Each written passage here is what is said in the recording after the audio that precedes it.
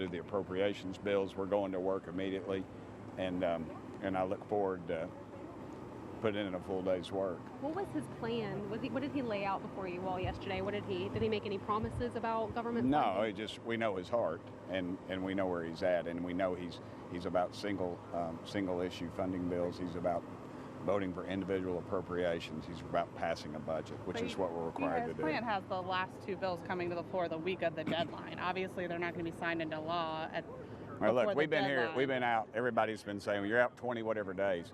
What's the Senate been doing this whole time? No, So, I understand. Yeah. I'm just saying that there's going to have to be some form of a stopgap or a shutdown. Those are the, Well, a CR originally, the origination of all that was an emergency situation. If we get in an emergency situation, we'll address it. But until then, we're going to work to do what we're supposed to Do you do. have confidence that we'll be able to avoid a shutdown?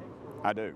I really do. Based on what? If he were to bring a We don't want CR, one. We don't want one, and people are going to start working. And Johnson, you either work or you hit the pavement, because yeah.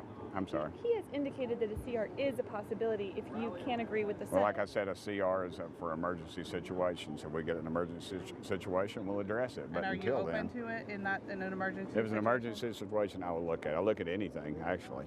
Congressman, can I just ask you, how much I know you support Johnson, but how much did the level of exhaustion play into this too, that the House has been paralyzed for so long? You just ready to get moving? I mean, exhaustion. I'm sitting in a room, an air-conditioned room or a heated room, and I get to eat pizza and have a cold drink anytime I want, get up and go to the bathroom. I mean, where else in the world is that stressful? I mean, there's people that are struggling to meet mortgages. They got kids. They got to work.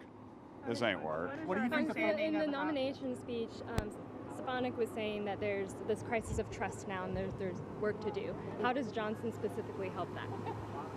Because we know his heart. What is his heart? He's a good man. He's a very fair man, and if you saw, something that's been lacking in that speaker's chair since I've been here anyway is somebody who has very strong cognizant skills. What do you want your constituents in East Tennessee to know about what's happened here today and what it's going to be like in the House moving forward? Mike Johnson is one of them. He is one of them. He thinks like they do. He would vote like they do. He works hard like they do, and he's a very decent man. He's the kind of guy that you'd like your kids to emulate.